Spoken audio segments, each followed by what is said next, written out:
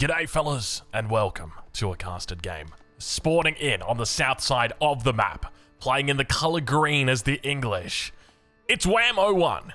And on the north side of the map, in the colour yellow, playing as the Abbasid dynasty, we've got, aka Beastie Cutie. Ladies and gentlemen, welcome to Cauldron. We're here playing some Red Bull maps because, well, Dry Arabia gets a little bit boring, and the only new maps that they're bringing in, well, actually, what new maps did they bring in? They brought in Coastal. I like Coastal. That's a good map. I actually haven't had a look at the new maps yet. You know what? I should probably go have a look at that. We do see Wham moving forward, straight towards the center of the map. So I think one thing to note about Coastal, or rather Cauldron, is that there is a very central lake right here. So you do often see civilizations like the Delhi or the Mongols picked out on maps like this. But English being picked here is actually pretty smart because you guarantee yourself the pond, and there's no way your enemy's going to be able to ever get a foothold here, just simply because your villagers are way too good at shooting their bows. Back over on the other side of the map, though, we've already got Beastie putting down the beginnings of his strategy. Now, interestingly, no mill here, and he does have quite a close spawn on the deer, so might even be able to get like a nice little double banger in right here, where the mill comes in, and then maybe he ushers through these deer. Now, one of the things to note in this matchup is we've had vast changes to the way that both of these civs play. Of course, this is on the pup. This is a pup game. I'm a pup gamer right now. That's all I'm doing. I'm a pup gamer through and through. So, largely the Abbasid dynasty, they're looking like a new civilization. We watched a couple of games. We saw Muslim picking them up, trying to give them a go and see how they went with the new Fertile Crescent technology. Will we see Beastie look to do the same thing today? That's going to be a question on my mind. The alternative, of course, is something like trade. Now, trade on this map isn't going to be the best. Best case scenario, you're putting down a market over here, and you're trading to this. I mean, you could maybe potentially trade to your enemy's side, but this is danger. This is danger. So I don't think there's any real chance of seeing trade come through. So I feel like the most likely outcome, or the most likely age-up option here that we do see for Beastie is still going to just be that economic wing into the Fertile Crescent. Remember that he does have the option for something like Culture Wing, and it's going to be the economic wing, though. The other thing that I do really like is the military wing. This is growing on me increasingly, primarily just because the bonus that you get. The two camels on the age up are really nice. You know, maybe you're in a bit of a dilly of a pickle. Maybe your enemy's pushing into your base and you need a little bit of reinforcements. Well, guess what? Now you've got two units with high health that specialize in killing cavalry, and they provide that debuff, and they're immediately there as soon as you've aged up. So that feels really, really nice. But over on the other side of the map, Wham is just going to be going for the Council Hall. So standard English opening here. No crazy Abbey shenanigans at this stage in the game. Everything looking pretty standard like the existing meta that we've got. One thing to note, we don't see any second town center or any indication of a second town center. Is it just me, or is that mill a little bit too far away from those berries? I don't know. No. Apparently that is perfectly okay, apparently. It wouldn't be the first time this week someone has misplaced a mill. We'll say that much. Don't remind me. For anybody wondering what I'm talking about the games that I've been playing against the AI. And I came into the game playing it as the English, and I put the mill one tile too close to my town center, so I couldn't fit farms between it. Oh, gosh. Jeez, Drongo. Sometimes we don't know what to do with you, do we? Wheelbarrow, though, coming through now for Beastie. On that mill, on the backside. So I've got a suspicion that we're probably going to see quite a fair bit of fighting in the feudal age here. I think my main question is, how much does the water actually play a role here? Because, yeah, you've got shorefish, but Wham hasn't done any fishing with this. So realistically, it's not like it's a big deal. Like, this to me is, it almost just seems negligible. And he's going to drop down a barracks in the middle of the map, but it's like, you know, you're playing the English, you just can transition to farms anyway. And of course, like, he's doing it primarily to deny it from Beastie. But at the same time, it's one of those things where it's like, you know, had you dropped a mill, then I would be all on board. I would be on the middle of the map hype train. Barracks going to be coming down, though, now. Council Hall yet to make any units just yet. Wham just kind of chilling out right now, biding his time. No villagers on gold. In fact, got quite a lot of villagers on wood right there. And now going to begin that long stream of English bows. On the other side of the map, though, Beastie picking up that wheelbarrow technology. Fertile Crescent is already through, so he's going to be looking for those cheaper town centers. This could be it. Is this another one of the games that we watch where Fertile Crescent just absolutely takes over. We've seen it before. Now, interestingly, Beastie doesn't opt for this wall here. Goes to the edge of the map there. Maybe just didn't realize that this one was wallable. Men-at-Arms going to be coming out as well for Wham. So Wham going absolutely ham at this point. Stable going to be coming out. Beastie going to be looking to defend with a couple of horsemen. And smartly so. If you go... Oh, gosh, look at this. Look at this combo coming out from Wham already this early in the game. The 1-1-1. GUA would be happy. Now, obviously, 1-1-1 typically refers to one stable, one racks, one range. But here we've got one spearman, one men-at-arms, and one longbow, and they look to head towards that base of Wham. And, of course, accompanied by one outpost. And surely, if we go down a little bit further, by one villager. I wouldn't be surprised if a single scout, one scout, was to go up around the corner here. Unfortunately, a second longbow does join the fray, so hopefully he gets deleted soon or loses his life. One of those two things. Villager, though, under pressure. Will Beastie react? He does indeed react. But it looks like the villager might go fully dooly. Not too bad, not too bad. Tier 1 of the Golden Age comes through. And there's going to be, it looks like, I suspect, archers. Yeah, archers as well as the horsemen going to be coming through. So Beastie going to be playing a bit standard, and nice little pickup here. Coming through, spotting out the longbow on the way in. Really nice pickup here. Obviously can't do anything with this mass back at home, just simply because the horseman is going to get countered by that spear. So he just comes out here where the spears are a lot less, and he's going to continue funneling his units down towards that direction. We can see there are longbows on the way out. Now, interestingly, we do have a dock finally coming up. Beastie spotted that dock was only just made as he was running past. Villager actually getting focused down here. Looks like the scout is going to go down as well. Single spear going to be there to defend it. Archer also goes down, but the push is going to be stalled for the moment. The problem is you've got villagers so close to the front. 2 more villagers to this is going to guarantee it. I mean, 1 more villager to the front here should guarantee it. But the unit numbers for Beastie are starting to build up, and he is thinking about that second town center. Look at that, 1 villager just working towards that second town center. Now, how cheap are these town centers? Let's take a look. 300 wood, 262 stone. That is pretty darn cheap. But now, Beastie moving out. Look at this. We've got fishing boats being made in the middle of the map. It seems a little bit late to me, Wham.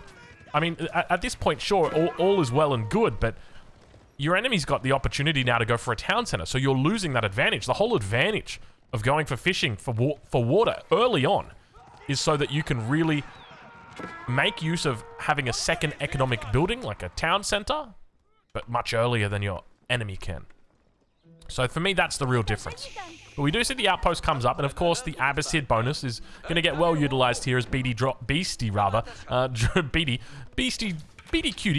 Cutie drops down the battering ram, looking to pressure the look at the beautiful micro coming in from Beastie. Just really good.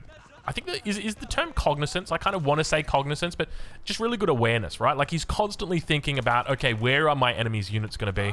Always on the move with them. Just doing a really good job. Second town center should be ready to come up any second now. Longbow's going to be firing off. There's also a spearman in here, so you got to what's the word I'm looking for right now? You've got to appreciate that. You've got to respect that. That's the word. I was looking for like observe or something like that. Sometimes my brain has a little bit of a fart, and Beastie comes back right around the corner and looks to pick off another villager here at the same time towards his base. The battering ram has made its way out, ladies and gentlemen. He's here, and he's getting taken to the ranch. Get him, Beastie. Barrack spotted. Spearman moving out as well. And Beastie just with a really decent number of units here. And I'm curious where it's all going at the moment for Wham. Because somehow, Beastie drops down that second town center any second now. You can see the resources he's got in the bank. And yet still fights on like he hasn't even bothered to collect the resources. You get my point? Like, it's kind of ludicrous just how many units he's got out here. Is this just the consequence of constantly coming through and hitting all of these longbows on the backside? I can't help but feel like it might be. He's just been taking out longbows slowly and steadily. And there's the second town center coming in now for Beastie. Fertile Crescent is through.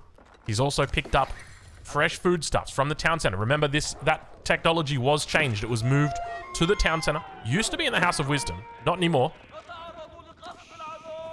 We'll check in on Wham. See how he's doing. 5 villagers on gold is indicative of either a man wants to age up to the castle age, or he wants to go really crazy with his blacksmith upgrades. And I suspect it's probably going to be the later of the two.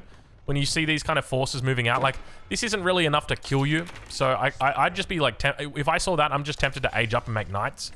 Let's see exactly what Wham's response is. Yeah, he's going to be going for some farms here in the transition. Definitely a wise choice, but look at this, back over on the other side. We've got Beastie, who is going for another town center. This is really happening. Fertile Crescent is kind of insane, this new technology.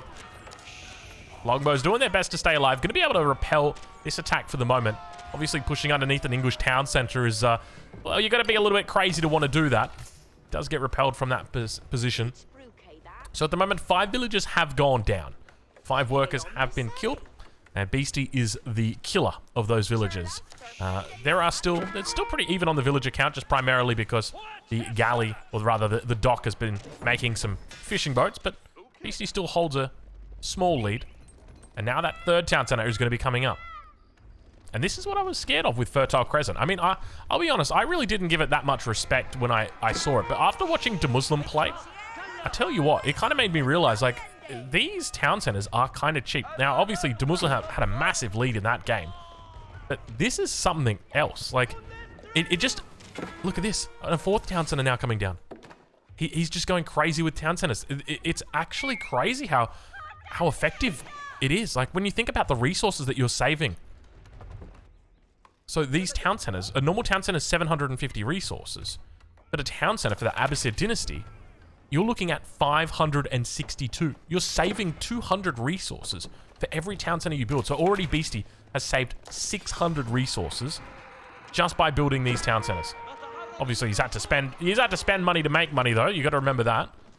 Maybe spend money to save money probably would have been the more correct term there. But that wall does almost get up. There's one wall segment on 12 health. I'm sure a villager will be out shortly for Wham. But Beastie just going absolutely troppo right now. 7 villager lead, and that's going to continue spiking up. Remember he's got the cheaper villagers as well, but that did get nerfed. It used to be 25 villagers a pop, but now it's 30, or rather 25 food a villager. Now it's 32 food a villager. Jeez, what did I say? It used to be 32. It used to be 25 villagers a pop, I think is what I said. So that is incorrect. It was never 25 villagers a pop. That would be outrageous. A player is definitely looking to transition towards castles, and you can see that the tempo difference between these two guys. Wham's like, yeah, I've got 3 vills on gold. Beastie's like, I've got... well, he had 14. He's got 12 now. But you guys get the idea. There's a lot of tempo right now with Beastie. And I can't help but feel like the longer this game goes on, the better it gets for Beastie. Just the fact that he's been able to hold this early game. Is it possible because of this technology that we potentially see Abbasid really start to rise up in the tiers? Because I think prior to this, Abbasid had been a viable civilization on some maps. We've seen them do very well on Libani, obviously. And even on maps like... Dry Arabia is probably not their best map, is it?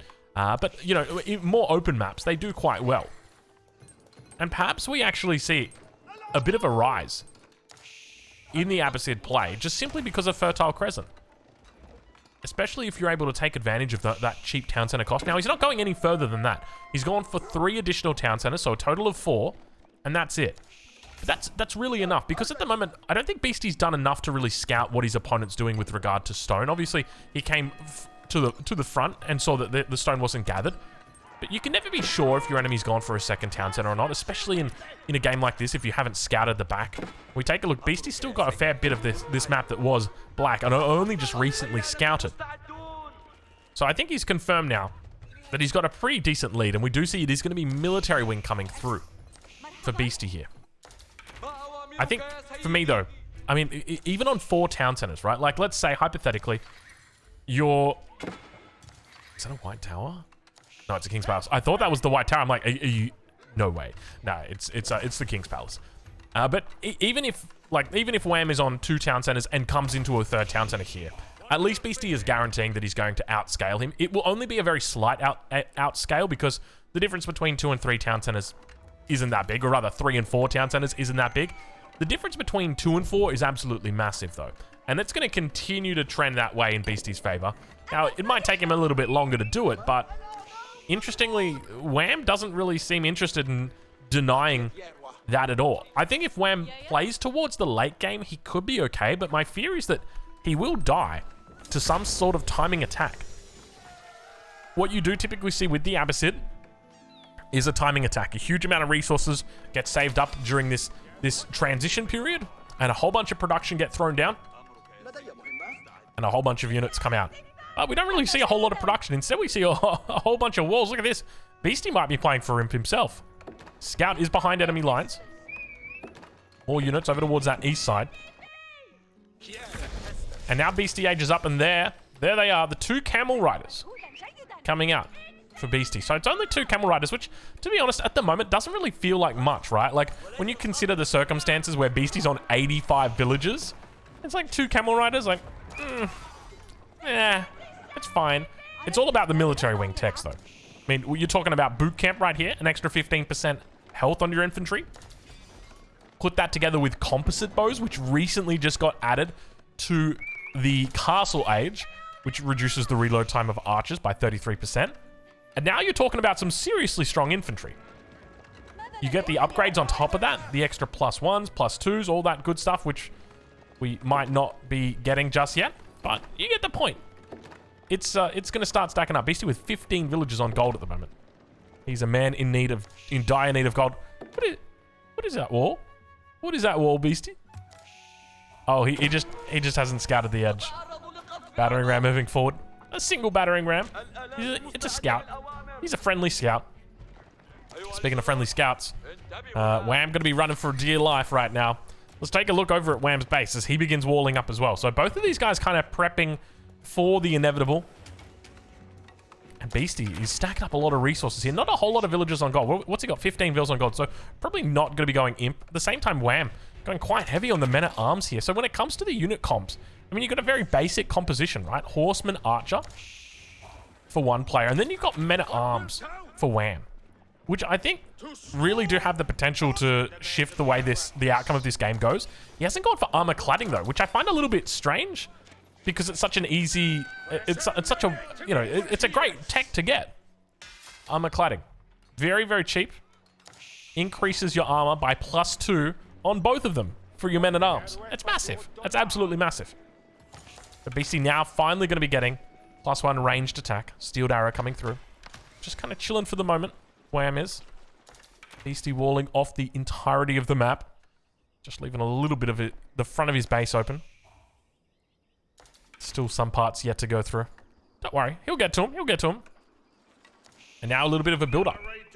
Second town center producing, but Beastie up by 40 villages now. 45 villages. It's a huge difference between these two. And that's all that Fertile Crescent. We probably need to start talking about this tech. I don't know. To me, it just felt like... Obviously, Beastie defended the attack and then just added the second town center. It feels so much less forgiving, though, to add that second town center. But we'll talk about that later, because we got ourselves a little bit of a battle beginning to unfold. Ladies and gentlemen, the men-at-arms on the front line looking to try and tank up a little bit of the damage here. The horseman just going to be able to run past it. No spearmen in sight. And all that extra bonus damage is going to be going onto the back line. But look at the palings as they get dropped down. Beautiful English palings coming through. Men-at-arms still tanking the front. That lack of armor is definitely going to be noticeable, considering these veteran archers are making their way through and they do have that +1 armor. Mangonel also getting some shots off, and Beastie just with a huge number advantage here. Despite those men-at-arms with their extra little bit of armor. And demo ship, get him, boys. He baits it in, and it looks like he barely hits the front of the horseman. Unfortunately, it looked like it could have been amazing, but it actually wasn't. It wasn't at all. Camel's moving forward as well. And we've got Wham on the run right now. Whammo 1 is going to be going down to Whammo lost, that's for sure, because this is not going well for him. Did you guys get that one? That was a good one, right? You get it? Like he won, he lost, Whammo 1. Anyway, it's a complex joke. I wouldn't expect you to get my dad humor. That's the good thing about being a dad. Your humor kind of like evolves. If you've ever played Pokemon, it's the same kind of thing. Like some Pokemon, you have to do Rage Fist 20 times before you can evolve. For me, as a dad, once I get a child, it's like, hey, you've evolved into a dad. But speaking of evolution, look at this. 3 Mangonels now coming out. And Beastie thinking potentially about Imperial, looking for those upgrades as well. Mangonel going to be out here. He heads on back, but the camels are coming through. These camels got plenty of new upgrades as well. Remember, we got camel barding. That's also going to be a possibility. I think it's available in the stable now. Yeah, it is. Camel rider barding. It's an expensive tech. No, it actually got its cost reduced. And good game gets called. Whammo 1 is indeed Whammo lost. Fellas, I hope you've enjoyed this casted game. Make sure you check out Beastie. Make sure you check out Wham. These guys are live over on Twitch sometimes. Beastie almost all the time, but Wham sometimes. Go check them out. Go say good day. And of course, we'll catch you guys in the next one. Thank you so much for watching.